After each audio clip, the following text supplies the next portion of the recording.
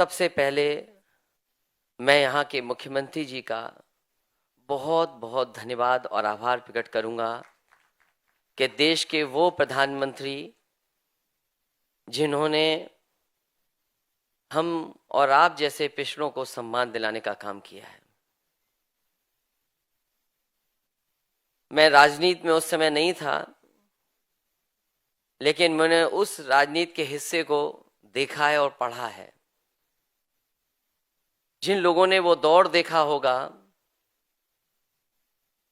कि जिस समय देश के प्रधानमंत्री जी ने पिछड़ों को आरक्षण देने की बात की और वो मंडल कमीशन जो बहुत दिनों से किसी की नजर में नहीं आ रहा था, उसको लागू करने के लिए उन्होंने फैसला लिया। उस लेगेसी को जो केवल मंडल कमीशन से नहीं शुरू होती है, दक्षिण भारत के पेरियार जी और हमारे मुख्यमंत्री, उनके पिताजी और तमाम ऐसे नेता जो पिछड़े और दलितों की आवाज बन करके आए, उनका ये संघर्ष रहा कि जिस तरीके से बाबा साहब भीमराव अंबेडकर जी ने दलित आबादी को आरक्षण दिया था, सम्मान और हक दिया था, मंडल कमीशन के माध्यम से उस सपने को पूरा अगर किसी ने किया तो उस समय वीपी सिंह जी और जिनके साथ खड़े होकर के दक्षिण भारत के हमारे मुख्यमंत्री और उनके पिताजी ने जो साथ दिया, और हमारे उत्तर प्रदेश के तमाम ऐसे नेता थे जिन्होंने साथ दिया। मैं अभी उनके भाषण में सुन रहा था कि गवर्नमेंट बसेस जला दी गई, ऑफिसेस को तोड़ दिया गया, सड़कों पर लोग निकल करके आ गए। आजादी के बाद अगर इतना कोई आंदोलन अगर हुआ है, द प्रोटेस्ट, तो वो मंडल कमीशन को लेकर के और 27% सिफारिश लागू होने के हुआ।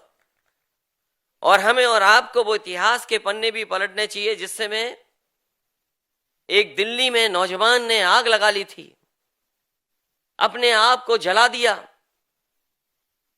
और जलाने के बाद ये कहा कि इसके बाद उनका कोई भविष्य नहीं है, फ्यूचर नहीं है।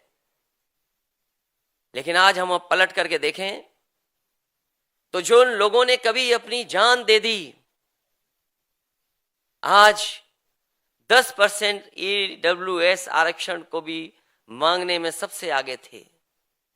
तो कभी जो लोग हमें और आपको हिस्सा देने के लिए अपने आप को खत्म कर रहे थे, उस समय के प्रधानमंत्री जिन्होंने ये जिम्मेदारी निभाई, उनको न जाने किन किन बातों से कहा गया, क्या क्या उस समय के लीडर्स को कहा गया, वही लोग आज EWS के बहाने 10% का आरक्षण ले रहे हैं। लेकिन हमने और आप में से किसी का विरोध नहीं किया, और इसलिए नहीं विरोध किया क्योंकि हम जानते हैं कि हजारों साल से जो चीजें हमें मिलनी चाहिए थी वो नहीं मिली थी, वो किसी ने दी थी।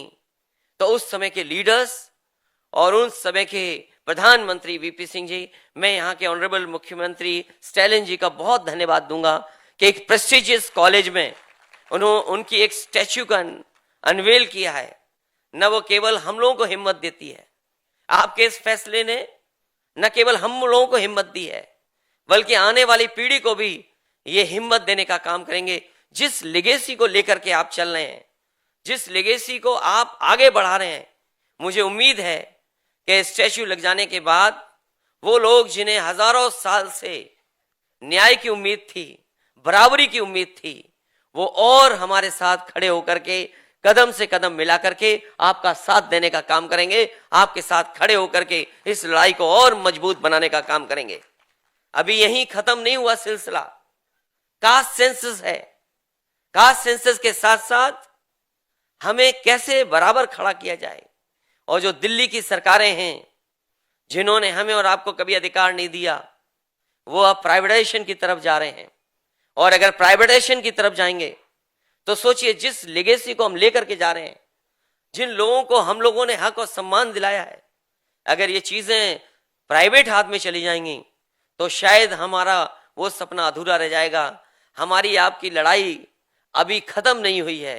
जैसा कि रास्ता दिखाया था बाबा साहब भीमराव अम्बेडकर जी ने, मंडल कमीशन ने, या हमारे डॉक्टर राम मनोहर लोहिया ने, वो रास्ते पे चल करके, और जो आपके पिता जिन्होंने इस स्टेट में केवल 27% नहीं बल्कि उसको बढ़ाने का काम किया था, हमें उन लीडर्स को भी याद करना चाहिए जिन्होंने सब जोखिम उठा करके न केवल पिछड़ों का आरक्षण बढ़ाया बल्कि दलित और उन लोगों का भी आरक्षण बढ़ा करके हमें बराबरी में लाने का काम किया। उस लेगेसी को आप बढ़ा रहे हैं। आज जब आपने वीपी सिंह जी की स्टैच्यू का अनवील किया है यहाँ पर, उससे हमें और आपको हिम्मत मिलेगी। इस लड़ाई को हम लोग लड़ेंगे और मैं आपको भरोसा दिलाता हूं, क्योंकि जिस प्रदेश से वीपी सिंह जी आए थे उसी प्रदेश में हम लोगों को काम करने का मौका मिल रहा है।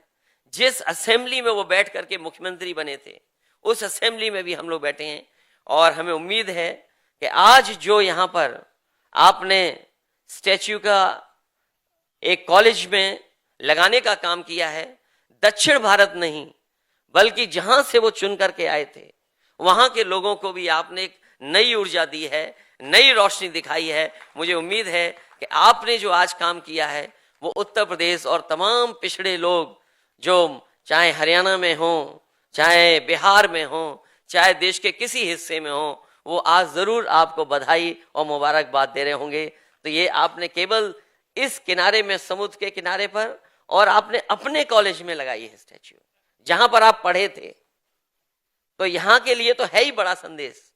लेकिन जिस जगह से वीपी सिंह जी आए थे और प्रधानमंत्री बने थे उस देश के हिस्से में भी एक आज बहुत बड़ी आपने फैसला लेकर के काम किया है। मैं आपको बहुत बहुत बधाई देता हूं। इसके साथ साथ मुझे आपने बुलाया, मैं इसके लिए भी धन्यवाद देता हूं। हालांकि जो ये फंक्शन हो रहा है ये हमारा आपका जरूर है, लेकिन जो दूर बैठे लोग हैं उनके लिए बड़ा कार्यक्रम है। वीपी सिंह जी की प्रतिमा लगना तमिलनाडु में, वो भी एक प्रेस्टिजियस कॉलेज में, ये यहाँ के लिए संदेश तो है ही है।